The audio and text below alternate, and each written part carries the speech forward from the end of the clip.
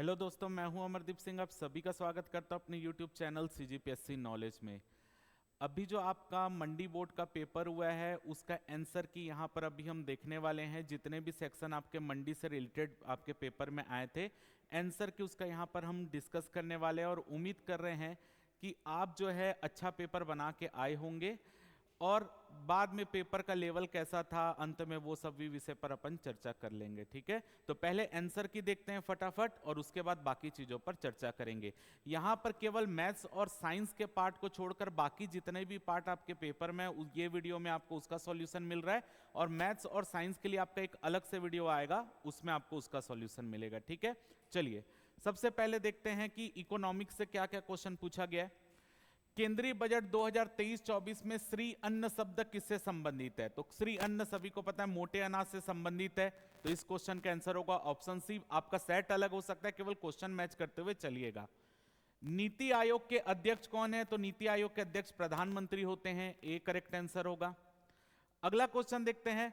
वर्तमान समय में देश में पंचवर्षीय योजना को रूपांतरित कर दिया गया है, स्टैंड अप इंडिया योजना, नाबार्ड, सेबी या नीति आयोग? तो डी इसका करेक्ट आंसर होगा, नीति आयोग। अगला क्वेश्चन देखते हैं। इनमें से कौन सा एक वित्तीय विवरण है जो किसी निश्चित अवधि के लिए देश के निर्यात और आयात के मूल्य के बीच का अंतर बताता है? भुगतान का संतुलन, व्यापार का संतुलन, ए और बी दोनों, या डी? इसका आंसर होगा डी, व्यापार संतुलन। क्वेश्चन नंबर 15 है। बैंकर का बैंक किसे कहते हैं? नहीं, बैंकों का बैंक किसे कहते हैं? आरबीआई को कहते हैं, सी इसका करेक्ट आंसर है। अगला क्वेश्चन देख लेते हैं। देश द्वारा अपने संसाधनों से अर्जित आय को संदर्भित करता है कारक लागत पर सकल राष्ट्रीय उत्पाद, प्रति व्यक्ति आय, प्रयोज्य आय या घरेलू आय? तो इसका आंसर होगा ए, कारक लागत पर सकल राष्ट्रीय उत्पाद। क्वेश्चन नंबर 17 है। भुगतान संतुलन में लेखांकन के लिए किस प्रकार की प्रणाली का उपयोग किया जाता है? एकल, दोहरी, नकदी या प्रोपधवन? आंसर होगा दोहरी प्रविष्टि, बी करेक्ट आंसर है। अगला क्वेश्चन देखते हैं। हाल के आंकड़ों के अनुसार कृषि क्षेत्र में कुल सकल घरेलू उत्पाद में लगभग कितना प्रतिशत का योगदान है? तो वर्तमान में अगर हम देखेंगे जो पीआईबी का डाटा आया है उसके अनुसार 18.3% जो है वो कृषि क्षेत्र का योगदान है आपका सकल घरेलू उत्पाद में।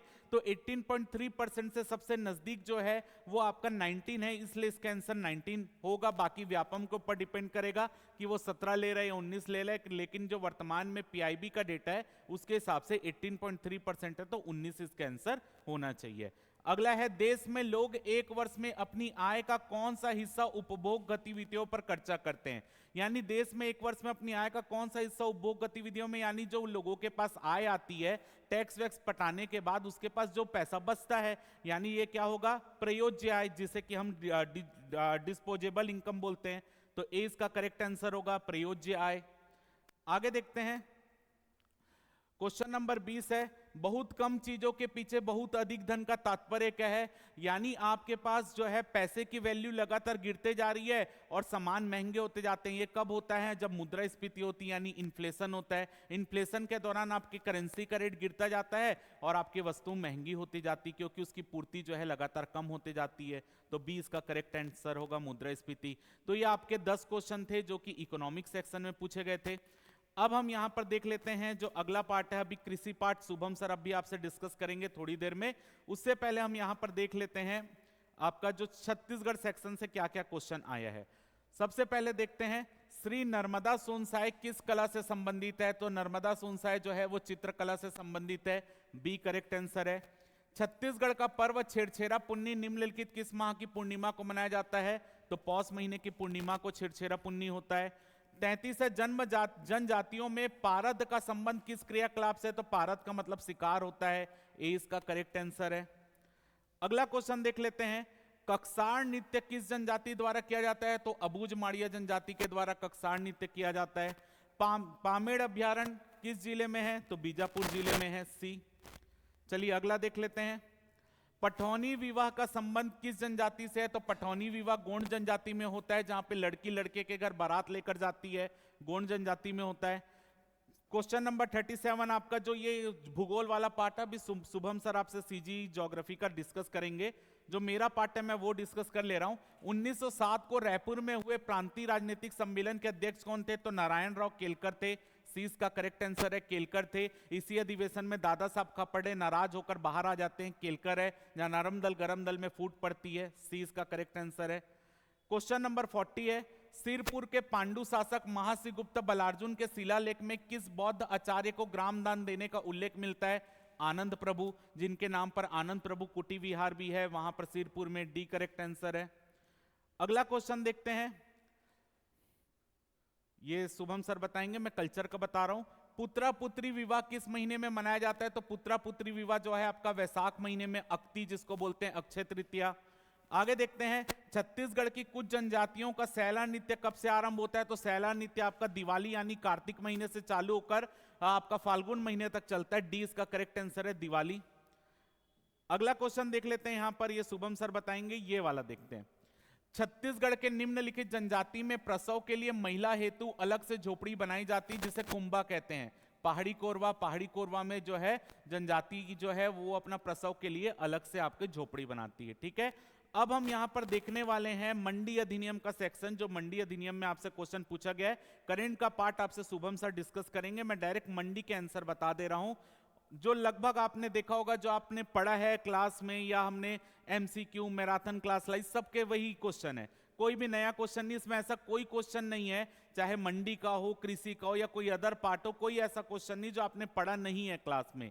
पूरा A to Z जो क्लास में पढ़ी चीजें हैं, पूरे क्वेश्चन वहीं से हैं, तो आप आराम से इसको बना सकते थे। वर्तमान में छत्तीसगढ़ में कितनी कृषि उपज मंडी है? तो 69 है, 69 कृषि उपज मंडी, सी करेक्ट आंसर होगा। क्वेश्चन नंबर 69 है, बाजार के पदाधिकारी हैं, यानी मंडी जो कृत्यकारी किसको बोलते हैं? स्टॉकिस्ट को, दलाल को, व्यापारी को, उपरोक्त सभी, डी इसका करेक्ट आंसर होगा, उपरोक्त सभी। अगला देखते हैं, भारत में हरित क्रांति के जनक कौन है? तो एम एस स्वामीनाथन हरित क्रांति के जनक है, ए करेक्ट आंसर है। क्वेश्चन नंबर 74, भूमि अधिग्रहण अधिनियम अस्तित्व में कब आया? तो भूमि अधिग्रहण अधिनियम 1894 में, बी इसका करेक्ट आंसर है। अगला क्वेश्चन देखते हैं, निजी किसान उपभोक्ता प्रांगण को स्थापित करने के लिए कितनी भूमि का स्वामित्व होना चाहिए? क्लास में किया हुआ क्वेश्चन है, 1 एकड़ का, ए करेक्ट आंसर है, 1 एकड़।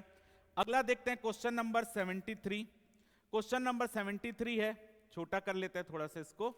छत्तीसगढ़ कृषि उपज मंडी अधिनियम 1972 के अनुसार बाजार समिति का सदस्य नहीं है।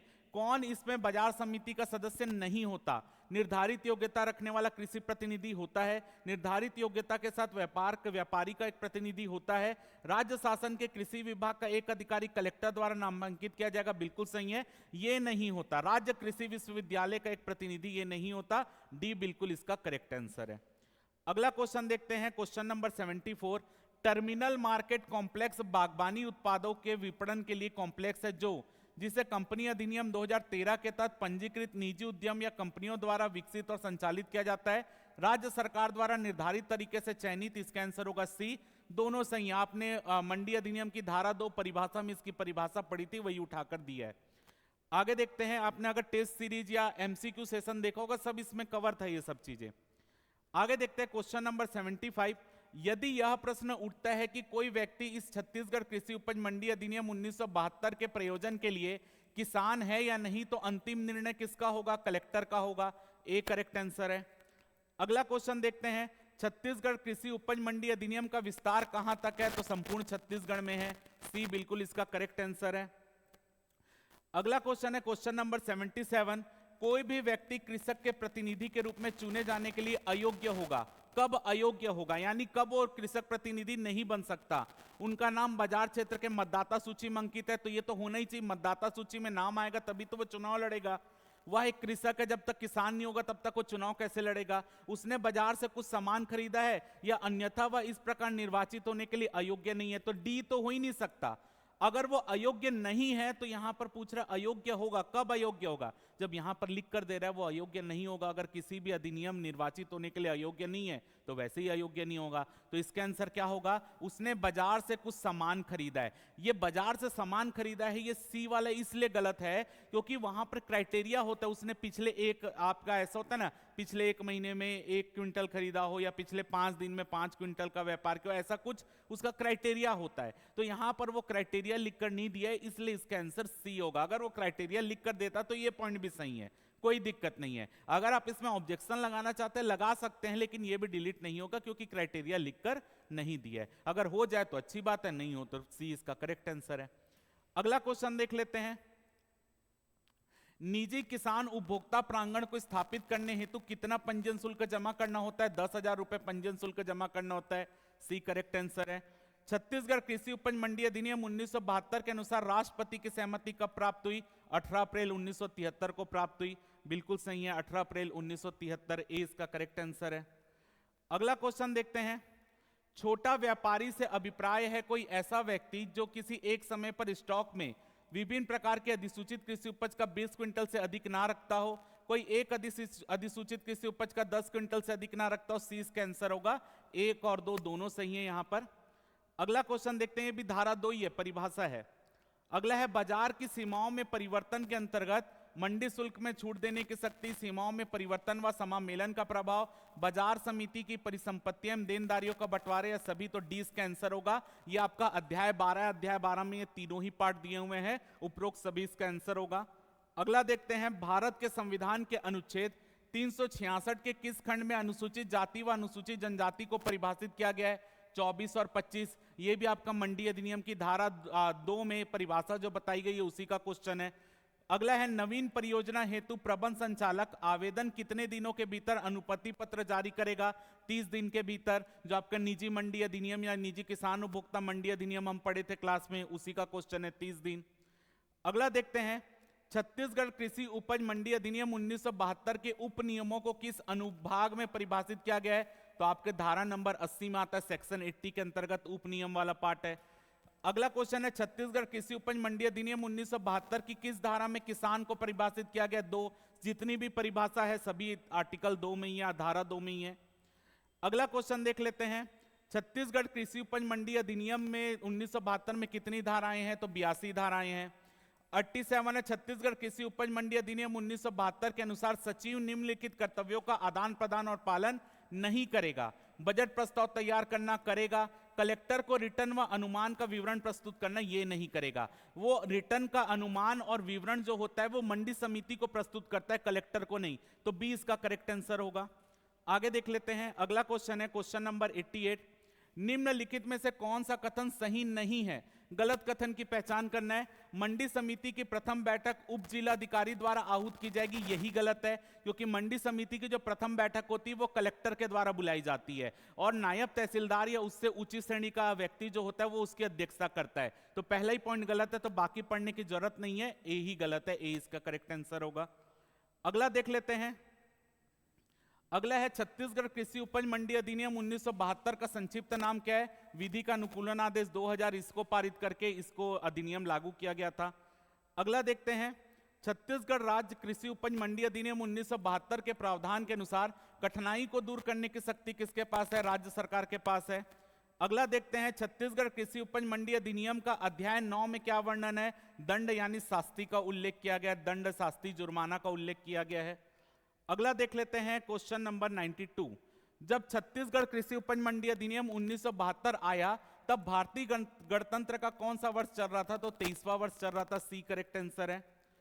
अगला क्वेश्चन देखते हैं, छत्तीसगढ़ कृषि उपज मंडी अधिनियम 1972 के अनुसार मार्केट यार्ड या मूल मंडी में एक या एक से अधिक हो सकते हैं, सभी हो सकते हैं। निजी बाजार भी एक से अधिक हो सकता है, टर्मिनल मार्केट कॉम्प्लेक्स भी एक से अधिक हो सकता है, कृषक उत्पादक संगठन भी एक से अधिक हो सकते हैं। आगे देखते हैं, क्वेश्चन नंबर 94 है, निम्न की कीमत को छोड़कर केवल 5 करोड़ रुपए के न्यूनतम निवेश से आवश्यक अधोसंरचना स्थापित करनी होगी। भूमि की कीमत छोड़ देते हैं, आपका कृषि एवं खाद्य प्रसंस्करण नीति वाला है, टेस्ट में भी मैंने यहां से क्वेश्चन दिया था। तो भूमि को छोड़कर बाकी की जो 5 करोड़ की कीमत होती है ये, अगर आप उद्योग वाला इकोनॉमिक सर्वे चैप्टर उद्योग पढ़ोगे वहां पर भी ये पॉइंट दिया हुआ है। अगला है क्वेश्चन नंबर 95, निम्नलिखित में से किसकी स्थापना छत्तीसगढ़ कृषि उपज मंडी अधिनियम 1972 की धारा 4 के अंतर्गत होती है? तो मंडी, बाजार, मार्केट, उसकी स्थापना होती है। अगला देखते हैं, कल ये आपको एमसीयू मैराथन क्लास में भी एक क्वेश्चन था, निजी किसान उपभोक्ता प्रांगण के स्थापित करने हेतु पंजीयन बैंक गारंटी शुल्क कितना होता है? तो 10 लाख रुपए होता है अगर निजी किसान उपभोक्ता प्रांगण स्थापित करना है।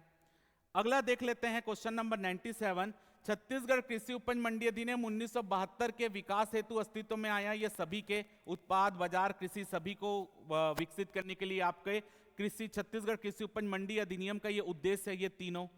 आगे देखते हैं, क्वेश्चन नंबर 98 है, मतदान करने और कृषक प्रतिनिधि बनने में निम्न में से कौन सी योग्यता आवश्यक नहीं है? जिसने 2 महिलाएं से शादी रचाई। अरे भैया मंडी में सब्जी बेच रहे हैं तो उसको 2 से शादी करके सब्जी बेचेगा? नहीं। तो जिसने 2 महिलाएं से शादी किया हो, ये नहीं है।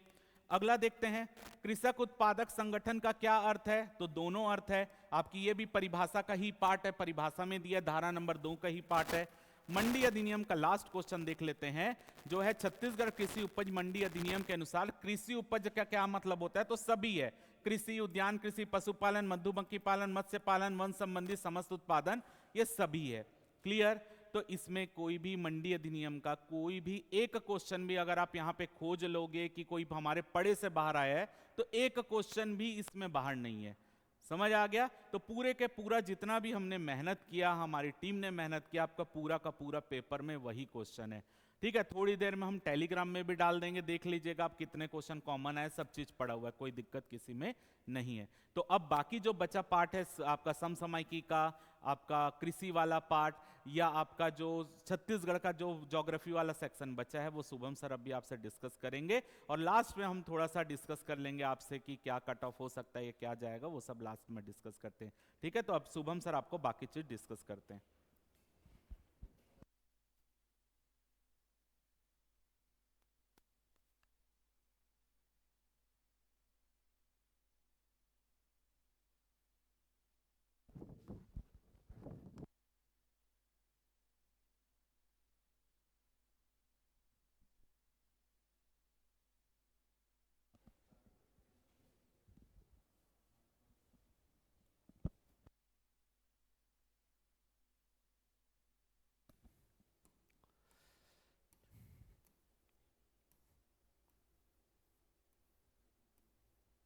चलिए कृषि वाला पार्ट देखते हैं अब हम लोग।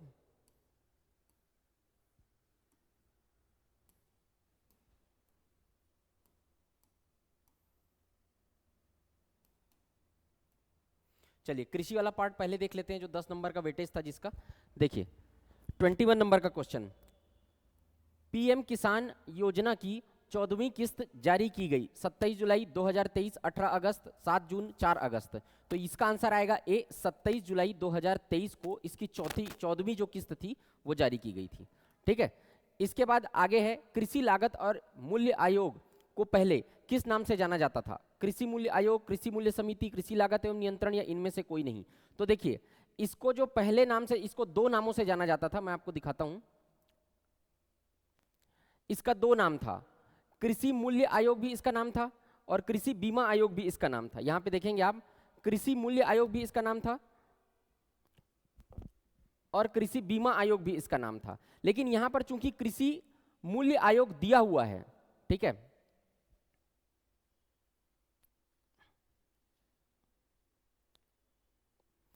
कृषि मूल्य आयोग भी इसका नाम था और 1965 में कृषि बीमा आयोग भी था। लेकिन यहां पे चूंकि कृषि मूल्य आयोग यहां पे दे दिया है, तो इसलिए इसका आंसर कृषि मूल्य आयोग होना चाहिए। अब देखिए डी भी हो सकता है, देखते हैं अब व्यापम क्या आंसर लेता है। ठीक है, चलिए, लेकिन इसका नाम दोनों था। कृषि और प्रसंस्कृत खाद्य उत्पाद निर्यात विकास प्राधिकरण एपीडा का मुख्यालय कहां स्थित है? तो एपीडा का मुख्यालय आप देखेंगे नई दिल्ली में स्थित है।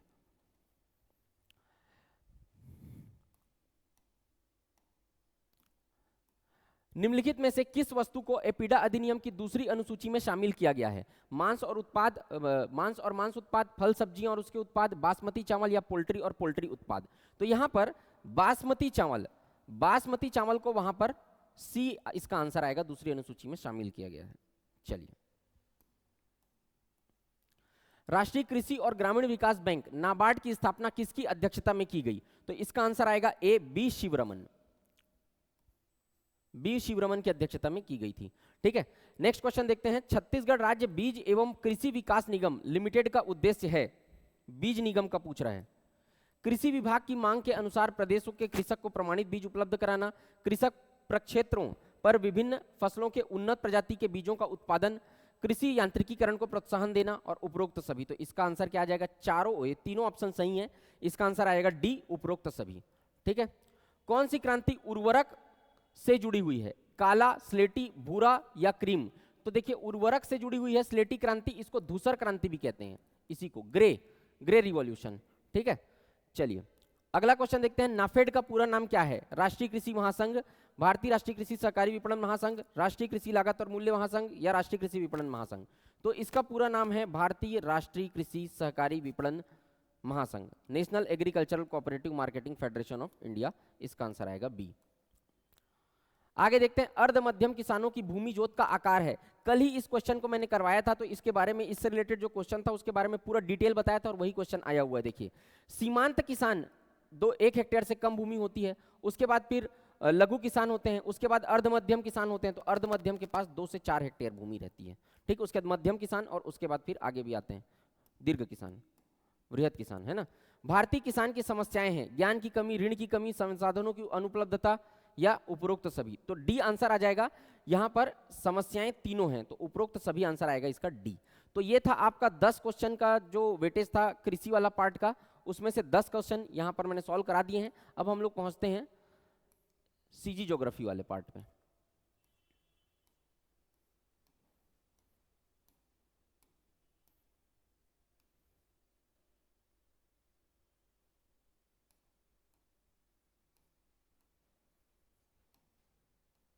पामेड़ अभयारण्य किस जिले में स्थित है, नारायणपुर, दंतेवाड़ा, बीजापुर, सुकमा? तो पामेड़ अभयारण्य जो है आप देखेंगे बीजापुर जिला में स्थित है।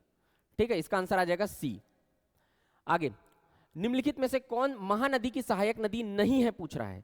महानदी की सहायक नदी, तो ईब नदी तो महानदी की सहायक नदी है, सोने के कण पाए जाते हैं जिसमें। अरपा नदी भी है, मांड नदी भी है, अरपा नदी नहीं है, सॉरी, है ना, ईब नदी है। अरपा नदी जो है वो शिवनाथ की सहायक नदी है। ठीक है, तो ये तीनों सही होगा और ये वाला इसका आंसर आ जाएगा बी, अरपा। निम्न में से किस नदी का उद्गम स्थल छत्तीसगढ़ की सीमा से बाहर है, शिवनाथ, अरपा, कन्हार या इंद्रावती? तो इंद्रावती जो है वो उड़ीसा से निकलती है, कालाहांडी की पहाड़ियों से, तो यहां पर डी आ जाएगा।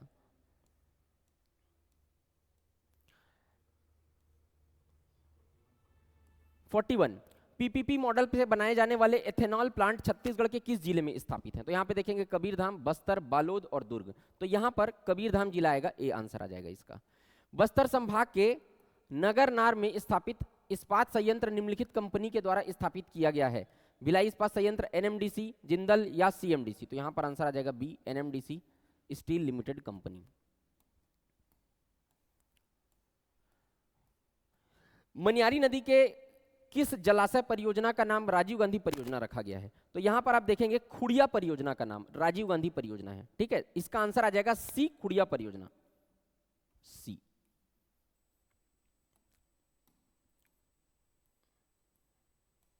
जामुल सीमेंट कारखाना कहां स्थित है, दुर्ग, बलौदाबाजार, रायपुर या बालोद? तो जामुल सीमेंट कारखाना स्थित है कहां, दुर्ग में स्थित है।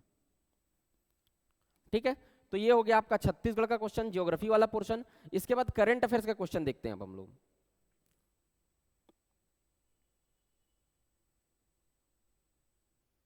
यहां पे देखिए छत्तीसगढ़ की समसामयिक घटनाएं।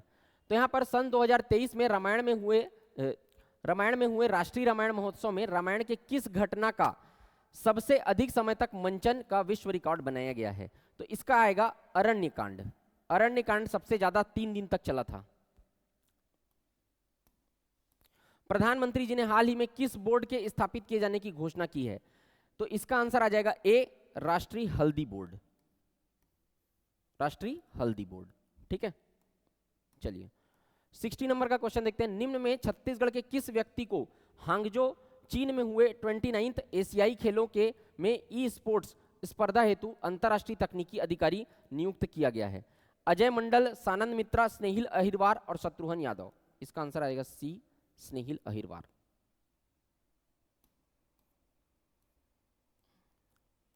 हाल ही में खोजा गया महाद्वीप जियालैंडिया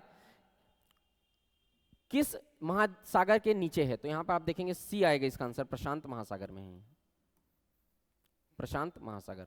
ठीक है, प्रधानमंत्री विश्वकर्मा योजना किस वर्ग को सहायता प्रदान करने के लिए बनाई गई है? खिलाड़ी, अकुशल श्रमिक, शिक्षक या पारंपरिक कारीगर? तो यहाँ पे आप देखेंगे इसका आंसर आ जाएगा पारंपरिक कारीगर एवं शिल्पकार। यूट्यूब चैनल बीर बाइसेप्स के संचालक हैं, तो इसके बीर बाइसेप्स आप यूट्यूब चैनल देखिएगा, रणवीर अल्हाबादिया, रणवीर अल्हाबादिया। श्रीमती तरला दलाल के जीवन पर आधारित चलचित्र तरला में मुख्य भूमिका किस अभिनेत्री ने निभाई है? तो इसका आंसर आ जाएगा डी हुमा कुरैशी, है ना, इसका आंसर आ जाएगा डी हुमा कुरैशी।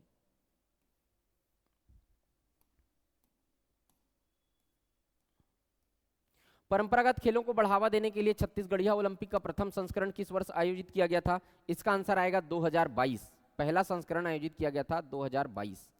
ठीक है। निम्न में से कौन वर्तमान में विश्व शतरंज संघ द्वारा दिए जाने वाली पदवी ग्रैंड मास्टर का सबसे छोटी आयु का धारक है? प्रज्ञानंदा,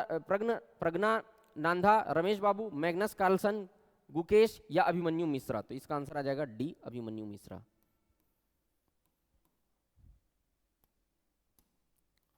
किस भारतीय को एल्बम डिवाइन टाइम्स के लिए हाल ही में ग्रैमी अवार्ड से सम्मानित किया गया है? तो इसका आंसर आएगा डी रिकी केज, डी रिकी केज। ठीक है, तो ये आपका करंट अफेयर्स का था और सीजी ज्योग्राफी का जो पोर्शन था वो अपन लोगों ने कंप्लीट कर लिया है। अब हम लोग थोड़ा सा डिस्कस करेंगे कि किस का लेवल का पेपर आया था, तो अमरदीप सर उसको बाद डिस्कस करेंगे। ठीक है, चलिए।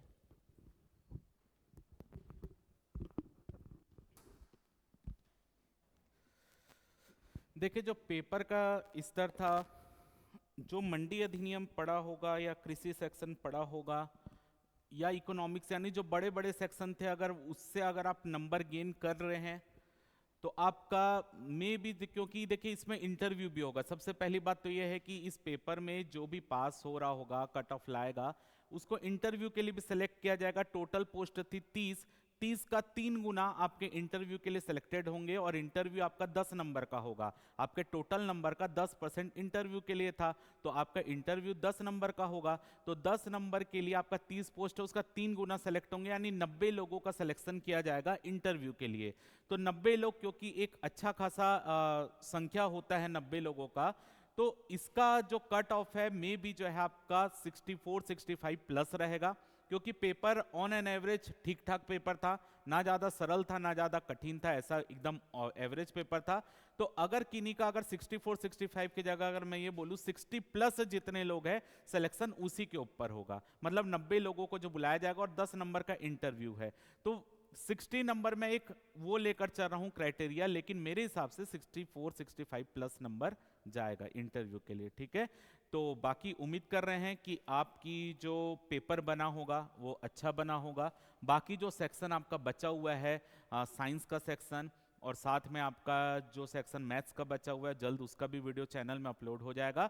तो अब भी जितने आंसर यहाँ पर बताए गए हैं उसको आप चेक करके अपना नंबर का आकलन कर सकते हैं और कमेंट सेक्शन में बता सकते हैं कि आपका कितना नंबर आ रहा है, जिससे आपको एक अनुमानित कट ऑफ पता चल सकेगा कि कितना नंबर जा सकता है। ठीक है, तो सभी को मेरी शुभकामनाएं, हमारी टीम की शुभकामनाएं हैं कि आपका पेपर अच्छा बना होगा और ज़्यादा से ज़्यादा नंबर लाए होंगे, आ रहा होगा और आपको जो आपको पोस्ट चाहिए उसको आप सिक्योर कर पाओगे।